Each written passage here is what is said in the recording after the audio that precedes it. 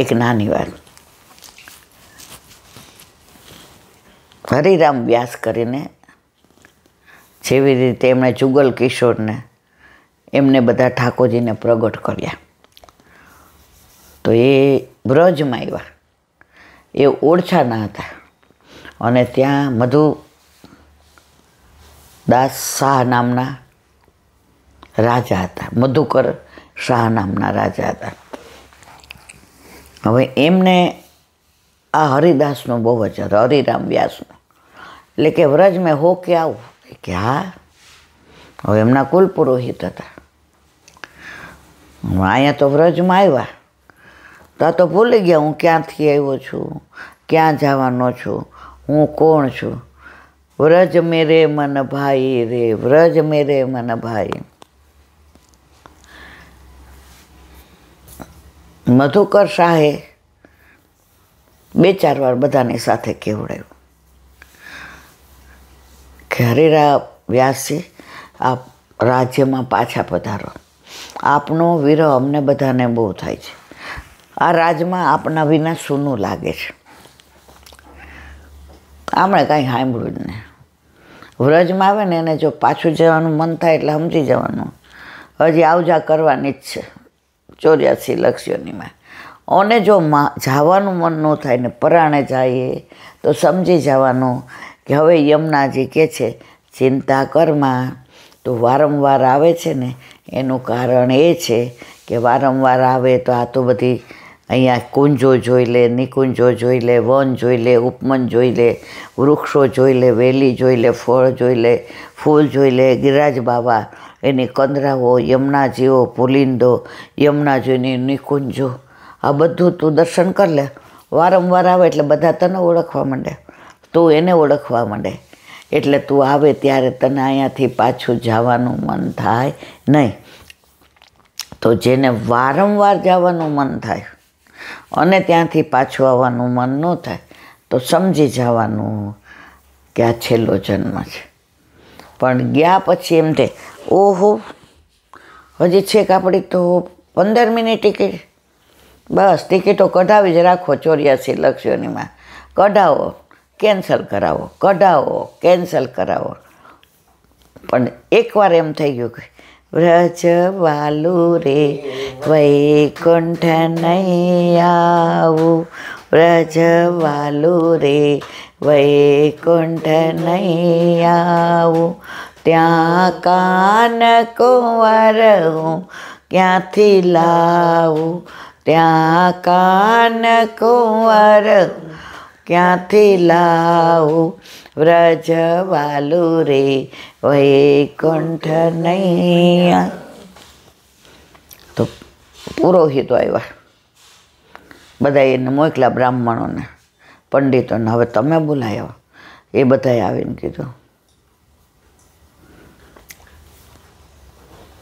હવે જોયું તો એ તો બ્રજમાં મસ્ત હતા. હવે એમના ગુરુદેવને કીધું કે અમારું રાજ સૂનું પડી ગયું છે હરિરામ વ્યાસ વિના. આપ આજ્ઞા કરશો તો એ ના નહીં પાડે.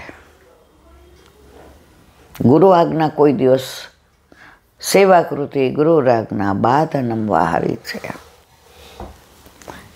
એટલે ગુરુદેવે કહ્યું ભાઈ વ્રજ છોડવાનું હું કોઈ ન કહું. તો કે અહીંયા પોતાનો એકનો ઉદ્ધાર કરે છે અને રાજમાં આવશે તો અમારા બધાનો ઉદ્ધાર કરશે. એટલે આપ કૃપા કરી અને એમને કહો કે ઓળછાના રાજા યાદ કરે છે મધુકર શાહ, પંડિતો, પુરોહિતો, શાસ્ત્રીઓ, બ્રાહ્મણો, પ્રજા બધા એમને યાદ કરે છે. એટલે અમારી ભેગા આવે, અમે એમને વાંચતે ગાજતે લઈ ગયા. હવે ત્યાં એક માણસ બેઠો હતો. એ કે અરર મધુકર વ્યાસે કેવડાવ્યું એટલે હવે હરિરામ વ્યાસને તો જવું પડશે અને એને તો વ્રત છોડશે તો એના પ્રાણ નીકળી જશે. હવે એને બચાવવો હોય તો શું કરવું? એટલે એ હરિરામ વ્યાસ પાસે આવ્યા. બાબા રાધે રાધે. હા હા રાધે રાધે રાધે, રાધે રાધે રાધે, રાધે રાધે રાધે, રાધે રાધે રાધે. એ કે એક સમાચાર આપો. વ્રજમાં તો આનંદ જ હોય. શું સમાચાર હોય?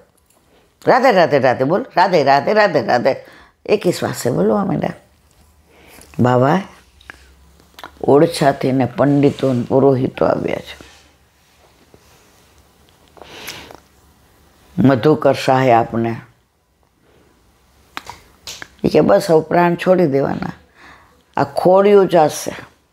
આ પ્રાણ તો મારા વ્રજના છે, આ વ્રજેશના છે, આ વ્રજવાસીના છે, આ વિરજાના છે, આ વિઠ્ઠલના છે, આ વનમાળીના છે, આ વલ્લભના છે, આ વૈષ્ણવના છે. હવે મનમાં વિચાર કરી લીધો કે આ પંડિતોને પુરોહિતો આમ નહીં માને. માથું મુંડાવી નાખ્યું, બધે કાળી મેસ મોઢા ઉપર લગાડી દીધી અને ગધેડા ઉપર ઊંધા માથે આમ ઊંધા બેસી ગયા અને વ્રજમાં ફરવા માંડ્યા. અરે ઓલા પુરોહિતોને બધા આ એ કે તમારા હરિરામ વ્યાસ છે, આ તમારા હરિરામ વ્યાસ છે. ગુરુદેવ બોલાવ્યા. આ શું કર્યું? વ્રજ છોડે ક્યારે? વ્રજ એને કાઢે ક્યારે? મને વ્રજ કાઢી મૂકે છે, કારણ કે રાજા મને બોલાવે એટલે માર તો જવું પડે. એટલે એનો મતલબ એમ કે વ્રજે મને કાઢી મૂક્યો. વ્રજ કાઢી ક્યારે મૂકે? જ્યારે હું લાયક. હું તો લાયક નથી, પણ વ્રજ તો મને રાખવા માટે ગમે એવાને રાખે ને.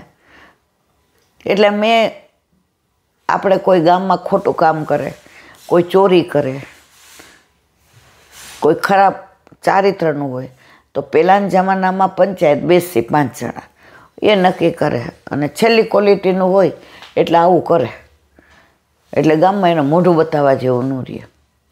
એટલે કે વ્રજ કાઢી મૂકે છે એટલે મોઢું બતાવવા જેવું ન રહ્યું. એટલે હવે આખા ગામમાં ફરીશ કે જુઓ વ્રજ મને કાઢી મૂકે છે, વિરજા મને કાઢી મૂકે છે, વ્રજ ભક્તો મને રાખતા નથી, મારા એકેય લખણ હારા નથી, મેં એટલા બધા ખરાબ કર્મો કર્યા છે, હવે પાછું મારે સંસારમાં જવું પડશે, મારે સંસાર જોતો નથી, પણ શ્યામ મને રાખવા તૈયાર નથી. ગુરુદેવ કે આપણે ક્યાંય નથી જવું, અહીંયા રહ્યો. હાશ, બધા દોષો નિવૃત્ત થઈ ગયા.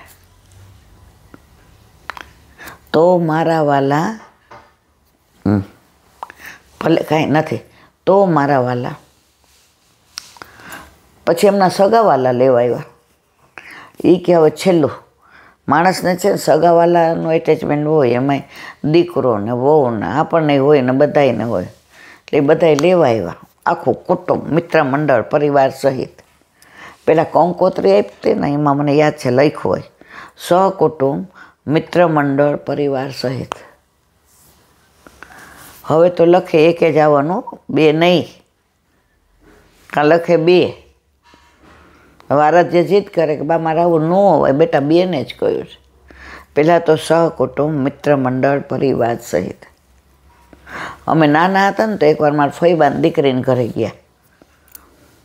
એ આવ્યા હતા તો કે હાલ જીવતી 2-3 દી ન્યા રહી જાઓ. પહેલાં તો ગામડામાં કેવું, અહીંથી ને તમે લાલ દરવાજા જાઓ એટલું બીજું ગામ હોય. એટલે મામાએ કીધું એ નહીં રહ્યો, એ થોડી અળવિતરી છે ને તોફાની. એ કે કાંઈ વાંધો નહીં, હું લઈ જાઉં છું એને. હાજ એ કે પડે આખડે નહીં, આ એકની એક છે, તને ખબર છે? કે હા. લઈ ગયા. તો એના નણંદને ત્યાં લગ્ન હતા.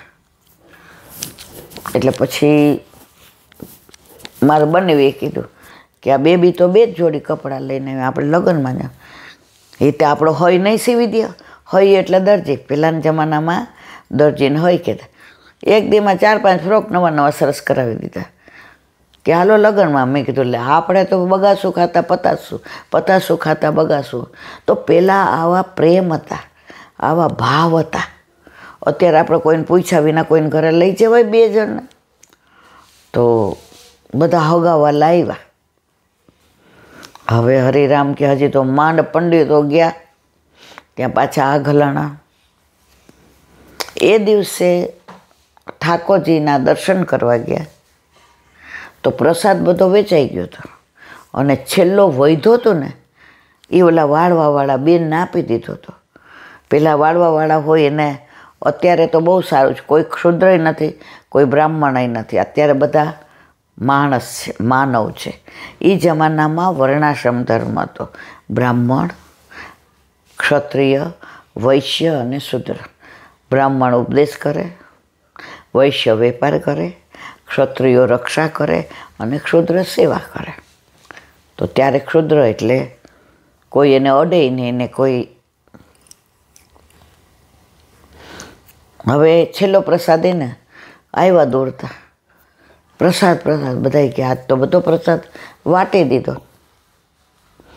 હવે જે ઓલા બેન વાળવા હતા એના ખોળામાં હતો પ્રસાદ અને એણે આમ ફેંટમાં બાંધી લીધો હતો અને વાળતા હતા, પણ અંદરથી રસ આમ લપટતો હતો.